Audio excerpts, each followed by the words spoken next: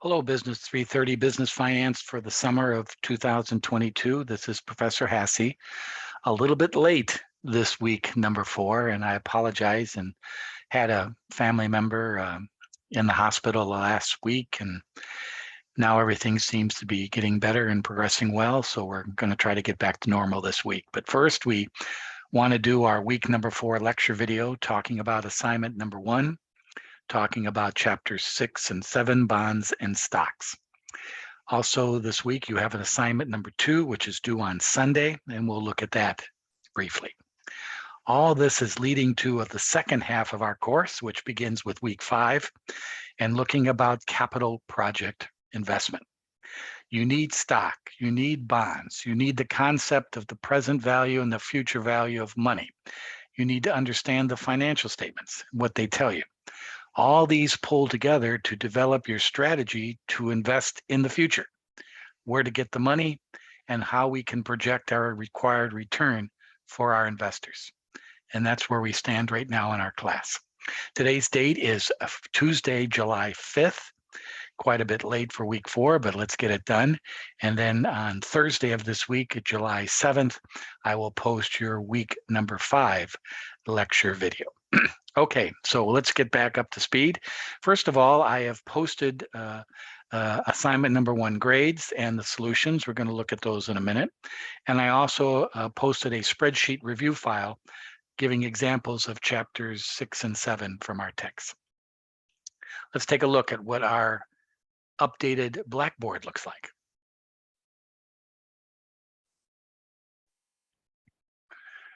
One thing to note in our class, we are now halfway through, and first grades have been posted, first assessments of your discussion board and your assignment 1. Assignment number 2 will be posted next week, so you're building up your grades. Remember, you can look at your grade status in this class in the report card section of your Blackboard, and also you can go to your individual grade center. And that's where I returned your files to you for the assignment number 1.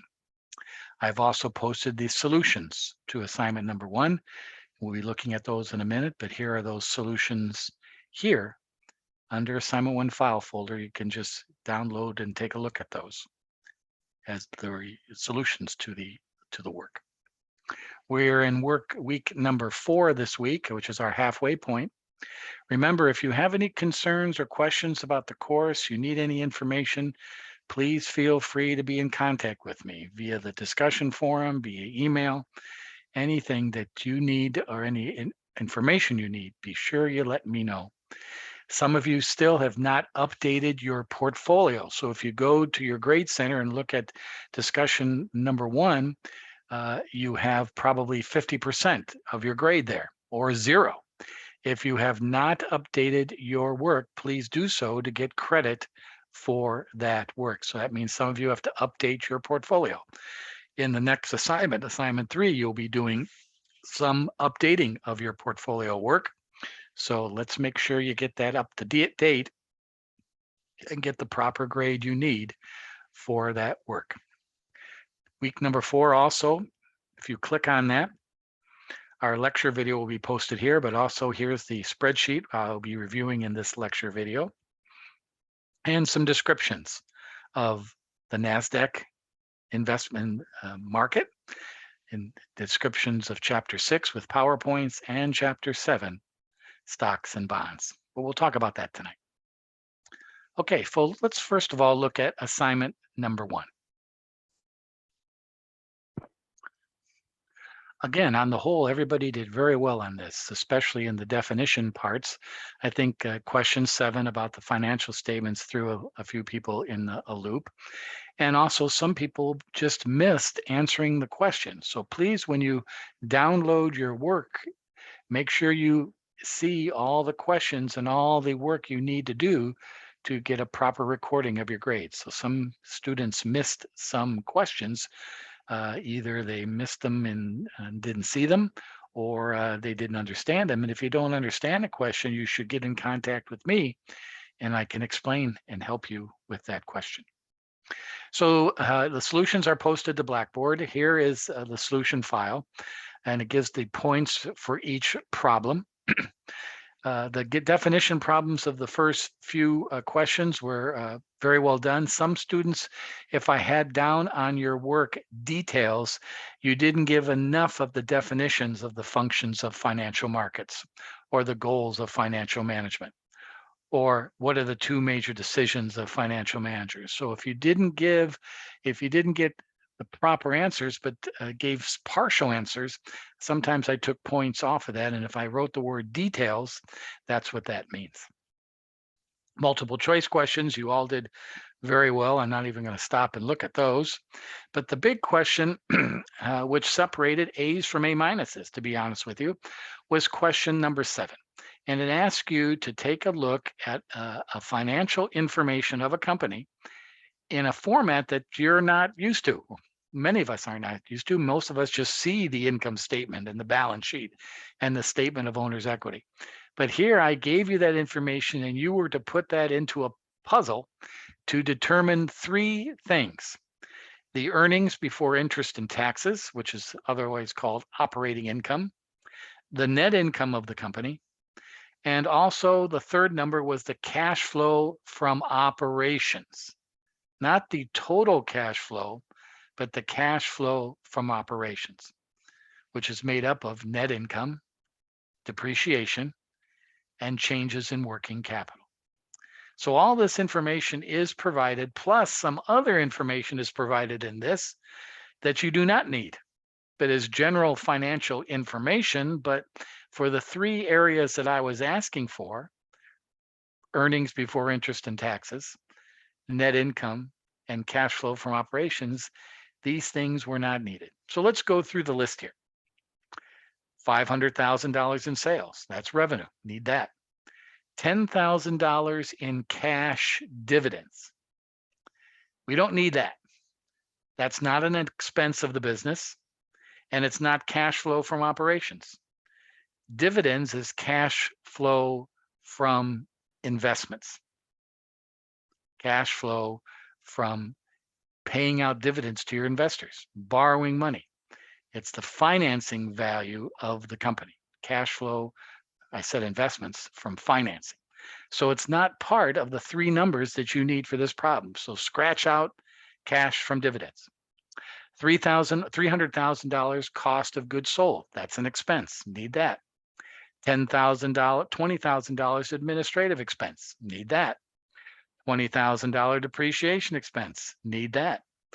$40,000 interest expense. You need that. $10,000 purchase of productive equipment. Don't need that.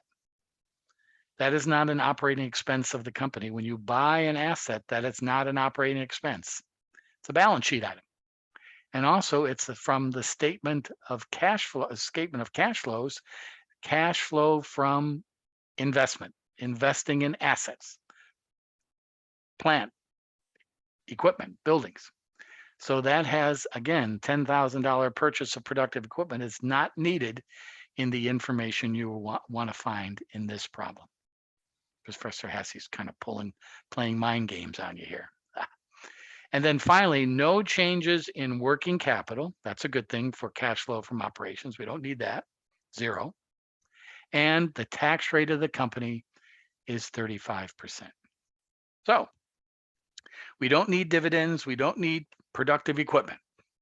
And now, as you can see, sales were 500, cost of goods sold 300,000, administrative expense 20,000, depreciation expense 20,000, and there's our first answer number: earnings before interest and taxes, 160,000. Very good. That's number 1, 160. What is our net income? Well, we had interest expense of 40,000. So if we subtract 40,000 from 160, we get $120,000. That's our earnings before taxes. If we take our tax rate of 35% of that 120,000, we get $42,000. Subtract that from the 120, and we get answer number 2 to this problem, net income of $78,000. And finally, What's our cash flow from operations? Well, cash flow from operations is defined as net income plus depreciation plus any change in working capital, accounts receivable, inventory, accounts payable, accruals, which there was none in this problem. So cash flow from operations is simply net income of $78,000 plus depreciation of $20,000, and our cash flow from operations is $98,000. 160 earnings before interest and taxes, $78,000 after we determine our taxes is our net income, and our cash flow from operation is $98,000. Why do we add depreciation to net income in our cash flow from operations? Well, because depreciation expense is not a cash expense. It's an accounting entry. So our true our true cash flow from operations was we add back depreciation because it was not spending any cash. So we actually had $98,000 of profit, cash profit. And that's why that is 10 points for this problem. Many of you got 5 points, 4 points, but that's what I was looking for. And it's a little bit different, but it's asking you to look at financials the way a financial manager or a financial analyst would look at. Question 8, did very well. What are the standard measures or the definitions from chapter 4 of leverage, liquidity, efficiency, profitability? Question 9 was to define net income, profit and loss statement, however you want to call it. Question 10 was to take a company from your portfolio and find the earnings per share for the last 3 fiscal years, probably 2019, 2020, 2021. And question 11 was again finding financial two recent fiscal years for that same company. And here you're going to the balance sheet a little bit.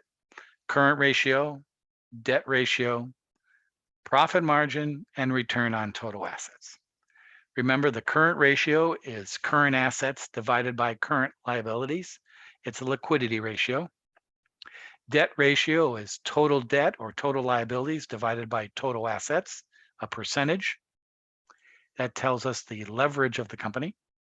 The profit margin is taking the net income and dividing it into the sales or revenue of the company to get that profit margin as a percent. And the return of total assets is taking the net income and dividing it into the total assets of the company from the balance sheet to get a percentage of return on total assets. I wanted that for the last 2 fiscal years. And there you have it. So all in all, a nice effort to start out our assignments here in business finance. So good job. Take a look at your answers. If you have any questions or don't understand how I graded it, please let me know.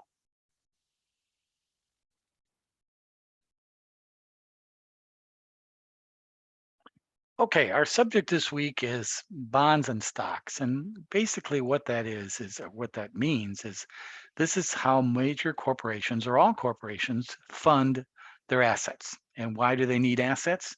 To provide the product and services that their customers demand and to provide returns or maximizing returns to their investors who provide the capital to purchase those assets.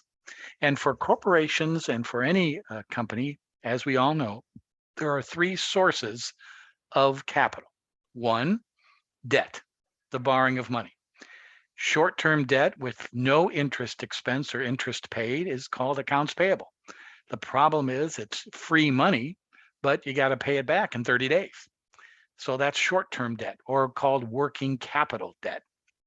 But the long-term debt is what most companies need. And that can be separated between 2 areas. Long-term debt loaned out by banks and long-term debt issued in the form of bonds to the public markets. For major corporations, bonds is the way to do it. Why? They can raise all the money in one issue. Most banks can only give a certain amount of loans to companies based on the risk, based on their reserves in that particular bank. They can't, most banks cannot, or almost all banks can't go out and lend $500 million to one entity. Can't do it. It puts the bank at risk. So if you need that kind of financing, which many major corporations do, you go to the bond market, where the bond market is insurance companies, pension funds, investors, whatever, investment houses, and they all pool their money together in the public markets and issue and lend money to corporations. And the thing that's attractive about debt is, number one, it's tax deductible, the interest. Number two, you know when you have to pay it. And you also, if you're the investor and the lender, you know when you get paid. No questions asked. That's the attractiveness of debt. The second form of capital fundraising is stock. All right. The issuance of equity in your company.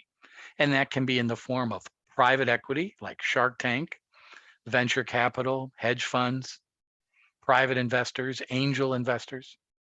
Or it can be just like your portfolios, issuance of equity in the public markets, and where the stock is traded on the public exchanges, New York Stock Exchange, NASDAQ Exchange. The thing that's attractive about stock for the investor is the amount of money you can make is unlimited based on the performance of the company that you own stock in. The downside of that for the investor is you could lose it all. There's no guarantee of making money. The good side of stock for corporations is it gives them access to the public. By owning or issuing stock in the public markets, people know about your company. They know about the performance of your company. They know about the values and the culture and the products of your company. It's like public relations. The downside of it for corporations of issuing stock and equity, you have too many people, too many owners telling you how to run your business. And at the same time, you got to keep those stockholders happy every quarter and every year. That can be a hassle. So that leads us to the third area of raising capital, and perhaps what most companies would rather use, and that's making a profit, redistributing the profits back into the investments of the company. But profits many times are not enough to fund capital investment. And also some years you have down profits due to competition, the economy, a pandemic. Making money in profits sometimes is a risky business from year to year. So that's why you have these three choices: debt, equity, and profits if you're a financial manager. You, as a financial manager, have to find the balance of what fits your company the best and what is the cheapest to your company. It gets a little simpler if you're a small business, because then you can get a bank loan and everybody's happy. But the more you grow, the more business you generate, the greater the amount of capital you need. And that's why bond markets, stock markets are the way to go for most major corporations. So that's the subject of this week's video. We can see a pattern here. Now that we're at the halfway point of our class, we've learned about finance and its definitions. We've learned about how to interpret the past with understanding financial statements and financial statement analysis, looking for trends within your company. And now we're studying the time value of money and the value of money today and in the future, because that leads us into the discussion of today's bonds and stocks. Once we have this done, then we go into the areas of financial management and strategic decision makings, looking at the future, not the past of your company. And let's take a look at bonds. As I said earlier, bonds are kind of cool for investors. You know when you're going to get your check, you know when you're going to get paid. Here's an example. all corporate bonds are issued in $1,000 lots. Now, you can buy federal bonds in smaller denominations, but corporate debt is this: you buy it or you lend it in $1,000 lots. And that $1,000 is determined also what the interest is going to be paid on that $1,000, which is called a coupon. And that coupon is based on the credit rating of your company, the risk in the market, and also how long the maturity is. Is it 5 years, 10, 15, 20? Usually the longer the maturity, the higher the coupon. The lower the credit rating, the higher the coupon. So here's an example of a typical corporate bond. Their credit rating is triple B plus, which happens to be the credit rating of the University of Laverne. And this credit rating going into the market says this company will have to attract people who will lend them this $1,000 amount. They will have to pay a coupon annually of 7%. And this bond matures in 10 years. So if I attract, naturally in corporate funding, it's hundreds of millions of dollars. So that's a lot of bonds, but we'll keep it simple here. So if I lend my money to a company and I give them my $1,000, they have to pay me $70 a year. That's 7%. That's the coupon of $1,000. They have to pay me $70 a year. And at the end of those 10 years of $70 payments, they have to pay me my $1,000 back. That's how it is. So as an investor, I know exactly when I'm getting my checks. As a person or a company that's borrowing the money, you know when you have to make your payments, the $70 interest payments and the money back. So you build your investment return and your schedule of payments around knowing when those payments have to be made. And that's what a bond is, short and sweet. The principal of the bond is the $1,000. The interest or the coupon is 7%. The maturity is when the bond is due, 10 years. And the company's credit rating draws and determines the coupon. If this company's credit rating was A, their coupon would probably be about 5.5 or 6% lower, better credit. If this company's credit rating was C, that would become a high yield, high risk bond, and their coupon might be 8, 9%. The credit rating and the credit worthiness of the company drives that coupon. Okay, pretty simple. But what happens if, as an investor in a bond, you decide, I don't want to wait 10 years to sell the bond. I want to get rid of it sooner. I need the money now. All right. You would go into the public markets and offer who would want to buy your $1,000 7% bond. And the reason why I'm going over this is because it gives a very important concept of the time value of money and interest rates. And it's simply what here is highlighted in yellow. If interest rates are low and money is cheap, asset values are more valuable. If interest rates increase and money is more expensive, then the asset values will decrease. Expensive money, sounds like today, assets lose value. Cheaper money, 2, 3, 4 years ago, asset values increase. Why? Because that asset has to generate more return to satisfy that demand of interest and leverage. Let me give you an example in the concept of present value.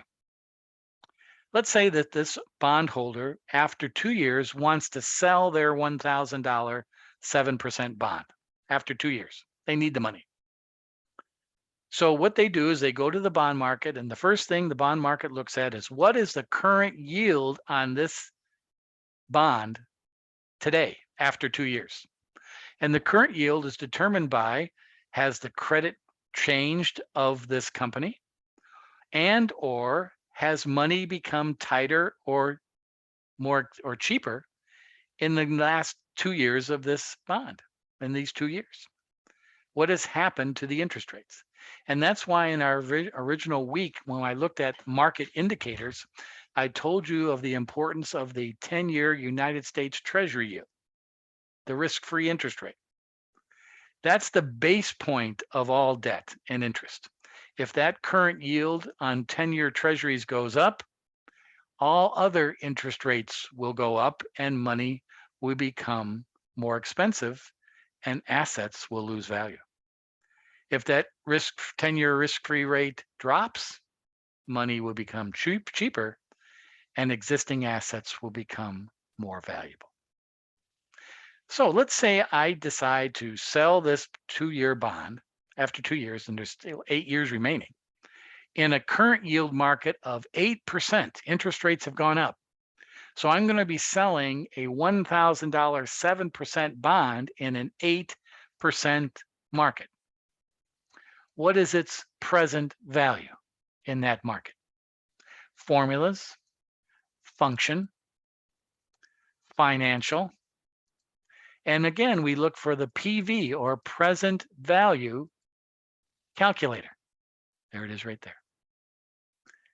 And we put in the function arguments. The interest rate now, or the current yield now, is 8%. 2 years have gone by, so 8 years remain on this bond issue.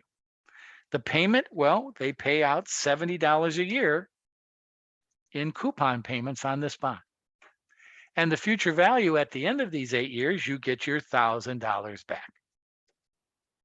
So basically what we're doing is, what is the value of this 7% bond with 8 years remaining today, its present value, in a market of 8%? Put these calculations into this function, $942.53. That is called selling the bond at a discount below its par value of $1,000. And it makes sense. Interest rates have become more expensive.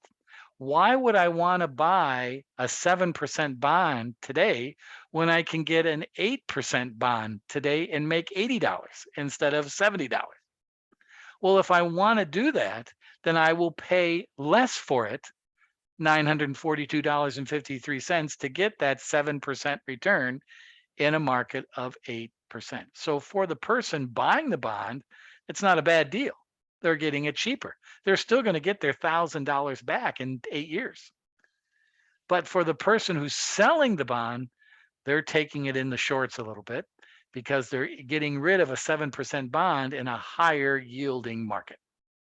And this what drives the bond markets and even the stock markets, especially the last week or so, with higher interest rates driving the money out of the stock markets into other markets where they can earn more income.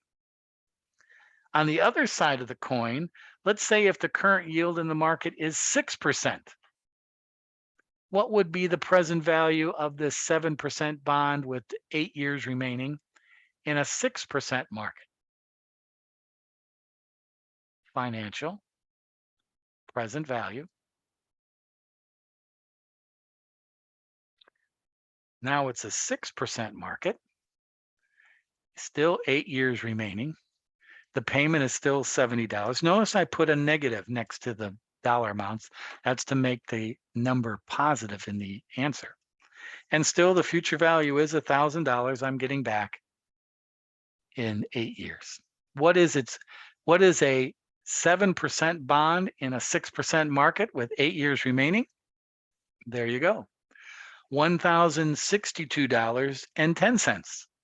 This bond is being sold at a premium. Why? Because an investor who wants to get 7% money is going to have to pay more for it, because the market says you're only going to get 6% if you want to buy a regular bond today. So you have to buy it at a premium. And in this case, for the investor trying to sell the bond, that's a good thing. You're going to make some money on it quicker than if you waited another 8 years until maturity. So that's what bond valuation and asset valuation means. Money becomes more expensive, existing assets lose value, present value. Money becomes cheaper, assets increase their value. And it's simple present value calculations of determining the present value at these different values or rates in an existing asset at 7%. Huge concept. And why don't you, when you download this article or this spreadsheet, see if you can calculate this 8% bond with 10 years maturity in a market yielding 10% and 6%. What is its value with 9 years left to maturity? You're selling this bond after 1 year. What is a 10% yield and a 6% yield producing as a value of this 8% bond? Try to do that based on how we did it up here. You have a couple questions on this in assignment number 2. But that's the basis of bonds. The key thing is to hang on to the bonds as if you're an investor and keep getting those payments at very little risk. But if you do have to unload those bonds, know the consequences in whatever the current yield is in the market. And as of today, July 2022, the yields are going up. Money is becoming more expensive. At the same time, if I'm a financial manager or a corporate finance person, I need to be aware of the trends in interest rates, especially the 10-year treasury yield, because if I'm looking at to borrow money next year in 2023, is money going to be more expensive next year, or should I borrow the money today at a lower rate? That's why financial people get paid a lot of money to be able to determine whether they should maybe leverage or go into the debt markets today, because they might save some money instead of waiting until another year, like next year, when maybe even inflation's going to be higher. Or should they wait it out and wait to another year when maybe inflation starts dropping and rates become cheaper? But if you need the money soon, that's a tough decision. That's one of the basic responsibilities of a CFO. When is the right time to borrow money? That's the bond market, chapter 6, or chapter 5, excuse me. Chapter 6, Mr. Hassey. Let's look at stocks. Chapter 7. Stocks are a totally different animal. Here, you're an owner. If a company does well, you do better. If a company is biting the apple, you do worse. And the main source of return on a bond is interest. The main source on a return on a stock is 2 areas: dividends, and hopefully the stock price goes up with the supply and demand in the market. More people want to buy your stock because the company is doing well. Those are the 2 areas of return. In the bond market, everything is fixed. You know exactly what's going on in advance. The stock market is based on expectations. We hope, we expect. We hope in the next year the company does better and they pay a dividend and pay us and the stock price goes up. But the only way you get your money from the stock price going up is then you got to sell the stock. So hopefully you want to get some dividends, some liquidity out of that stock. How can you guarantee dividends? Buy a preferred stock, where the stock is guaranteed to be paid a dividend every year. Not too many companies do that because it locks in cash flow requirements. Most preferred stock companies are utility companies. Companies that have restrictions on what they can charge their customers because of water, power, electricity, gas. They're controlled by regulatory agencies. So how do they get their return back to their investors? They guarantee them a dividend preferred stock, and they build that into their proposals for rate fees and hikes to the regulatory commissions. Not that's only a small few of companies, though. Most companies stay away from preferred stocks because why? They have to pay it. If you default on a dividend payment, you're in trouble. You got to sell off assets. So that's why most companies stay away from preferred stocks. Utility companies have that luxury to do that. So there's two ways of looking at a stock return: dividend yield and capital gain, hopefully capital gain. If my company is paying a dividend annually of $4 a share, and the stock price, I purchase the stock at $20, $4 as a percent of 20, I'm getting a 20% dividend yield. If the stock price goes up from $20 to $22, I'm getting a $2 gain, or a $2 divided by $20. That is a gain of 10%. That plus my yield is a return of 30% per year. $2 stock price increase, $4 dividend, that's a 30% return. Don't we wish we could get that every year? But that's what investors look for. And that's what corporate financial managers look for, is what is the investor demand in the market for our stock? What do we have to pay out to attract that investment in stock? What are they expecting to return in dividends and stock appreciation? That's how we acquire stockholders. And it's based on the performance of our company in the market, in the industry, and can we meet those demands in the market? That's the stock market. Companies attract investors because they think and hope that they'll get their money returned to them quickly in the stock market. If they don't think that that's going to happen, then they'll invest in the bond market and get a sure thing. But if they think the stock price is going to go up due to the performance of the company and the industry that that company is in, they'll give you and invest in stock. There it is right there. So on one hand, a CFO has two options. Option number one, debt. For the investor, that's low risk. They know what they're getting. For the company or for the CFO,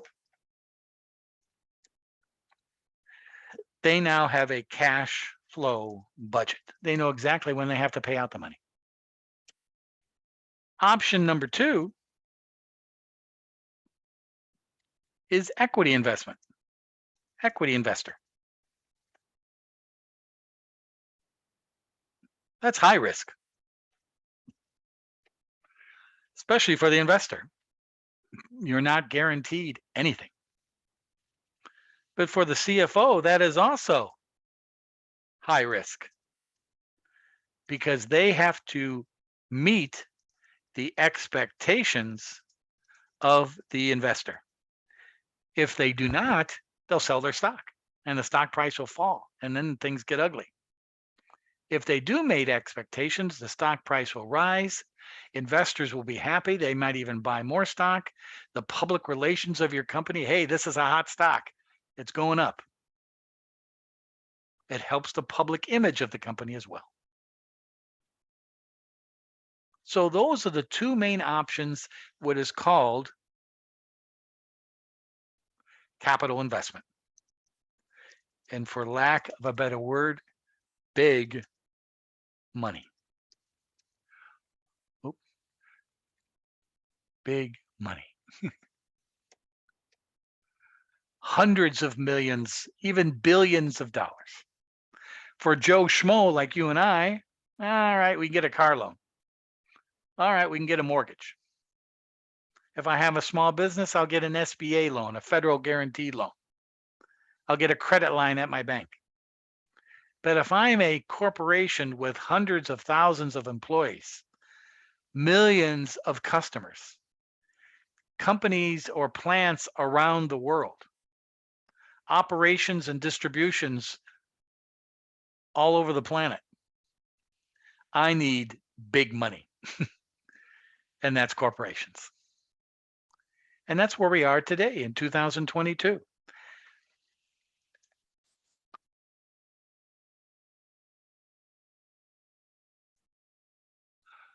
Globalization of companies equals big money. Companies need a lot of capital to compete around the world. It's just not in Southern California or even America. It's in North America, South America, Europe, Asia, the East, the West, around the world. You need big money to compete at this level. And that's what drives corporate finance. And how does a company attract this big money? Performance, financial statements, trends, but also what are their plans for the future?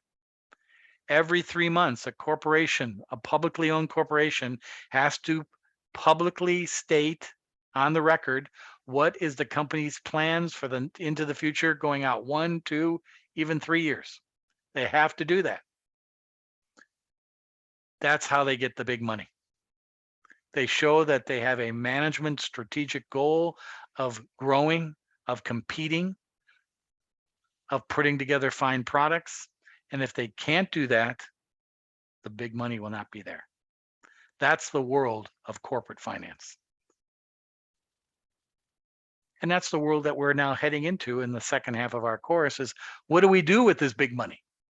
And that's what we'll talk about next. Do we go out and buy a new company or buy other companies and merge or take over? Do we go out and invest in new markets around the world, Africa, India? Or do we take that big money and make our products in existing companies better? That's why finance people get paid big money to manage all this. And that's where we're headed into week number 5. So this spreadsheet will be posted to our Blackboard, and I'll show you where that is. But now let's take a look at how we begin these travels with assignment number 2. So assignment number 2 is due this coming Sunday, July 10th.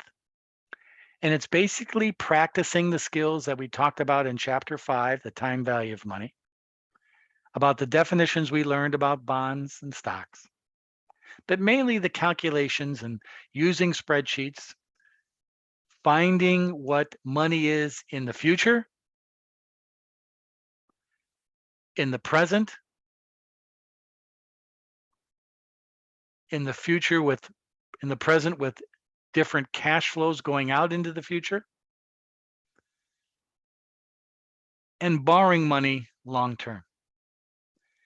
Find those calculations and very simply give me a real world application from your personal or professional life of the use of time value of money. What in your business or in your personal financial life have you used this concept of the time value of money? And give that an example and show that example. You don't have to give me the specifics of a loan, but how that works in relationship to our discussions about amortization, future value, present value, cash flow value. Short and sweet, assignment 2. We'll get into the details of bond and stock financing in assignment 3 next week. So then again, I'm available for questions or concerns during the course of the week. If any of you have any issues, please let me know. Take a look at assignment number 1. If you haven't fixed your portfolio, please do that because in assignment number 3, next week, you'll be doing some more portfolio work. Okay, stand by for in a couple days on Thursday, I'll give you our week 5 video and we move forward with our course. So thank you everybody for your patience this last week. I appreciate it.